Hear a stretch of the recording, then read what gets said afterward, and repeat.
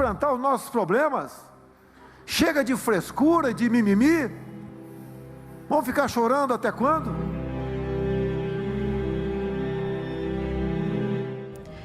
My name is June Osborne.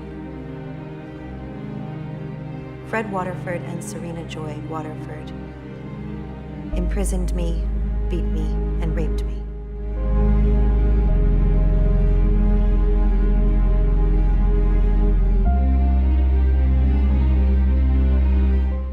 A palavra distopia advém do universo da medicina que caracteriza a localização anormal de um órgão. De origem grega, o termo é composto por dis, que significa mal ou ruim, e o radical topos, que tem como significado lugar. No campo da filosofia, por meio da mesma raiz etimológica, surge o vocábulo distopia.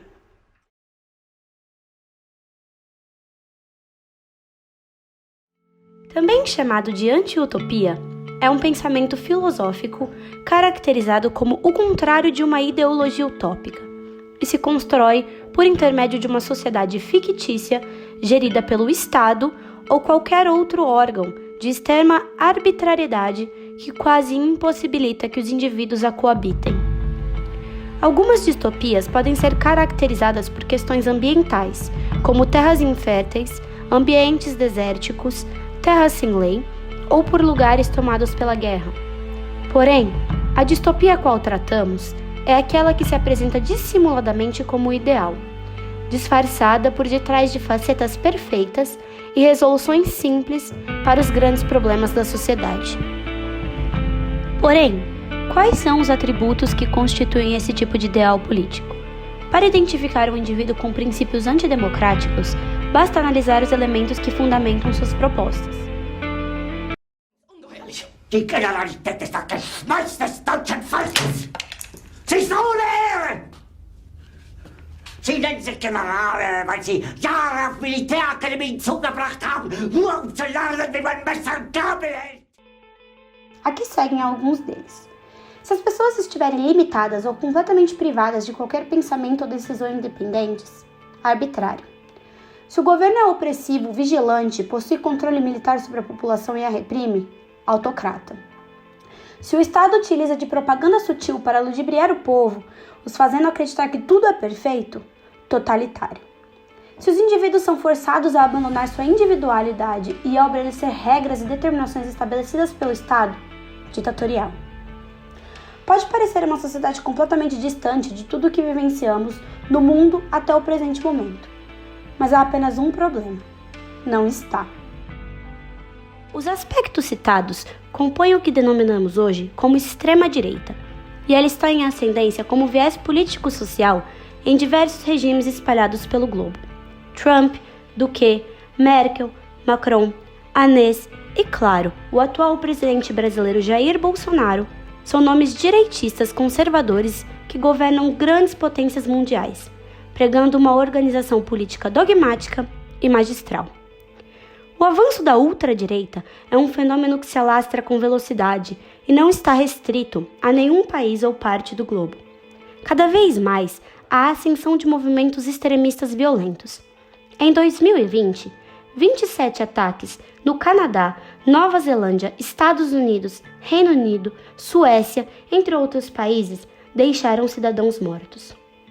É baseada nestes ideais que a série norte-americana The Handmaid's Tale retoma o livro escrito em 1985 por Margaret Atwood, que insere o leitor no âmbito de uma sociedade assustadoramente déspota, o apresentando ao novo Estados Unidos, agora denominado República de Gilead.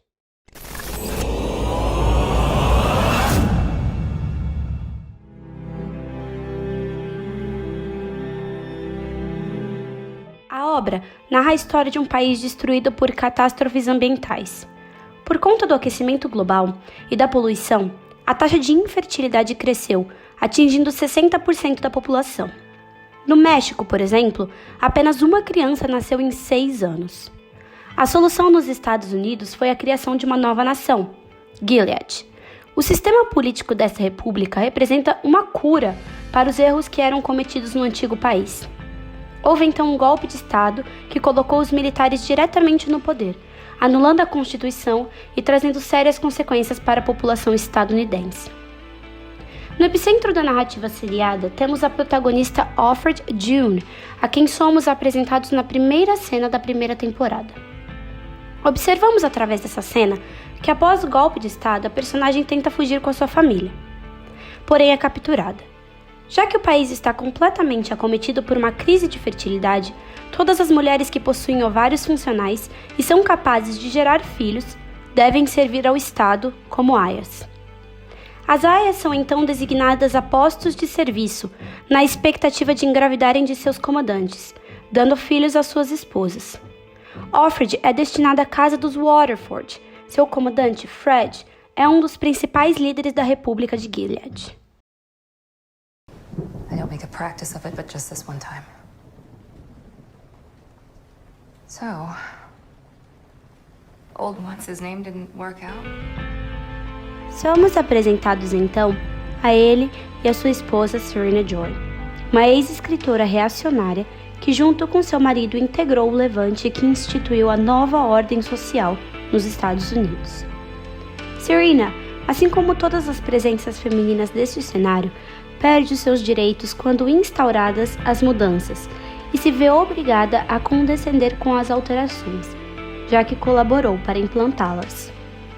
Na introdução de Serena no universo da produção seriada, a personagem é apresentada de maneira extremamente agressiva e arbitrária, principalmente com sua aia Offred, recém-chegada ao posto dos Waterford. Ela abusa impiedosamente da aia e não suporta sua presença na casa. As esposas dos comandantes não possuem papéis relevantes nem para o desenvolvimento da sociedade, tampouco para a sua gestão. Estão ali somente para tricotar, cuidar de suas casas e dos filhos gerados pelas aias. Porém, nos é mostrado em flashbacks que Serena tinha de fato uma voz de poderio durante a insurreição militar. A personagem é uma fiel defensora dos costumes religiosos e conservadores e prega estes conceitos em seu livro A Woman's Place, O Lugar da Mulher.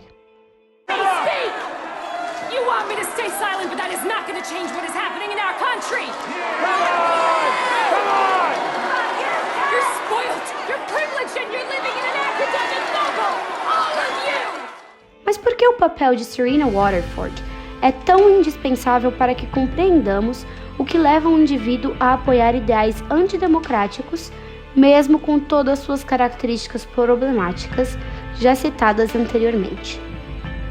Serena acredita que a retomada dos papéis hierárquicos, uma vez consolidados nos costumes tradicionais, nos quais as mulheres serviam aos seus maridos, poderia ser a resposta para as questões de infertilidade, principal problema que estremecia as bases governamentais do país. Este feminismo doméstico, juntamente com a divisão da sociedade em estamentos, havia de contribuir para o avanço da República. A profunda relação do governo com a religião cristã, levada ao seu extremo, reafirma cada vez mais os traços tradicionalistas incertos nas relações de poder sociais, as colocando em um nível indiscutivelmente e demasiadamente opressor. Remember your scripture. Blessed are the meek.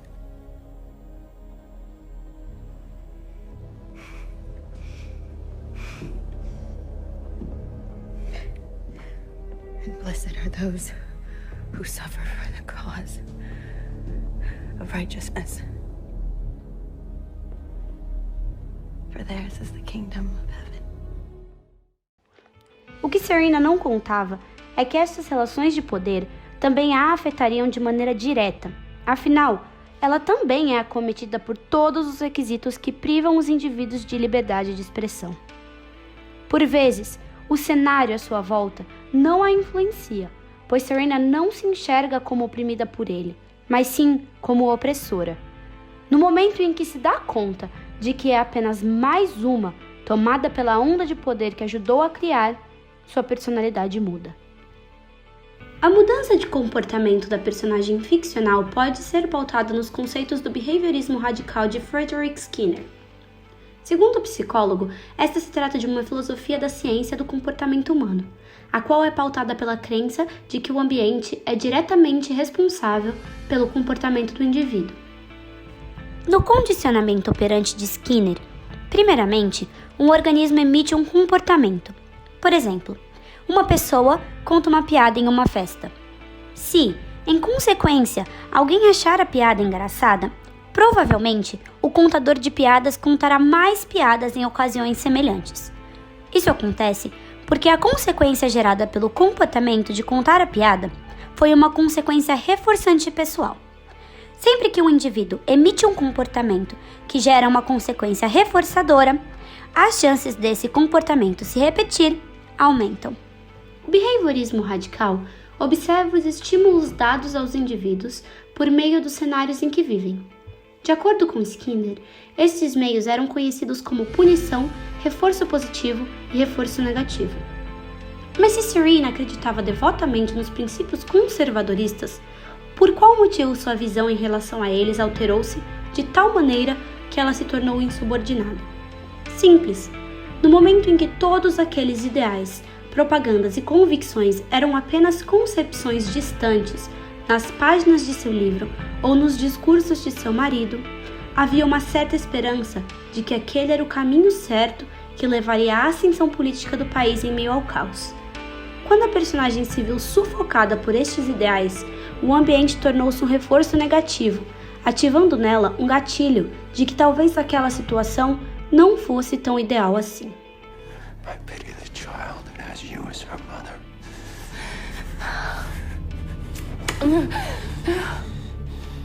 I will pray for you, Fred.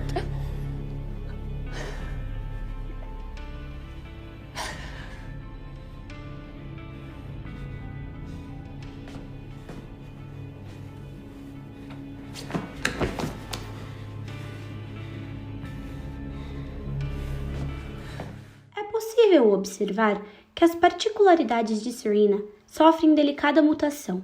No decorrer dos episódios, seus traços ficcionais são desenvolvidos sutilmente, sendo exibidos em episódios insinuantes de sua contravenção. Um exemplo que podemos citar é o episódio qual Serena obtém um teste de gravidez no mercado negro e obriga a Aya a fazê-lo. In the evening, she writes, I read. This is the new normal. And an offense to God. In another life, maybe we could have been colleagues. And in this one, we're heretics.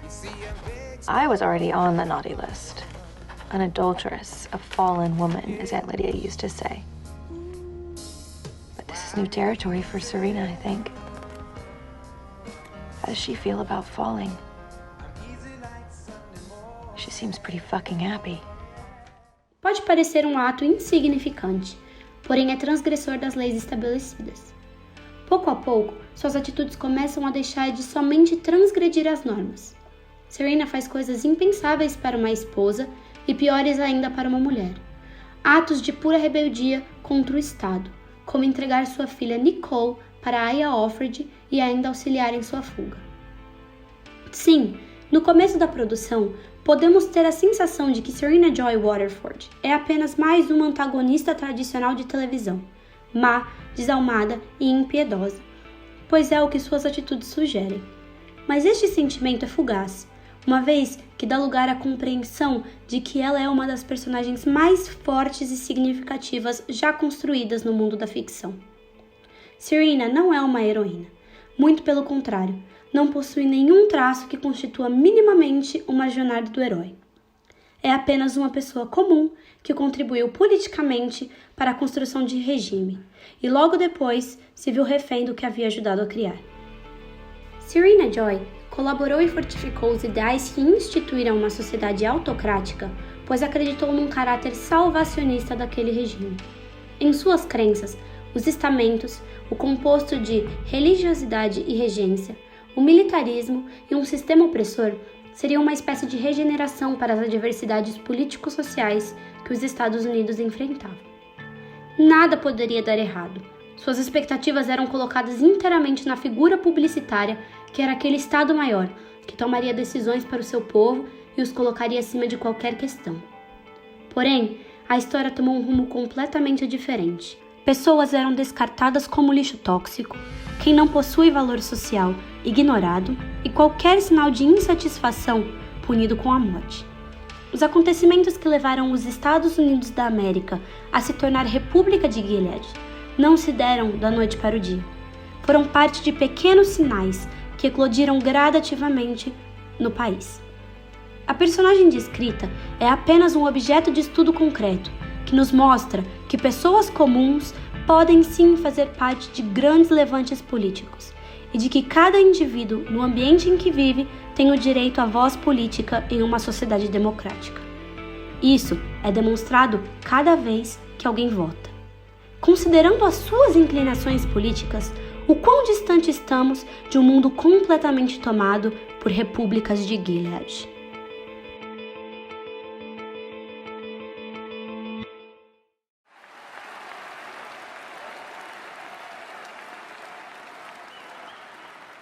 To all Americans tonight, in all of our cities and in all of our towns, I make this promise. We will make America strong again. We will make America proud again. We will make America safe again. And we will make America great again. God bless you and good night. I love you.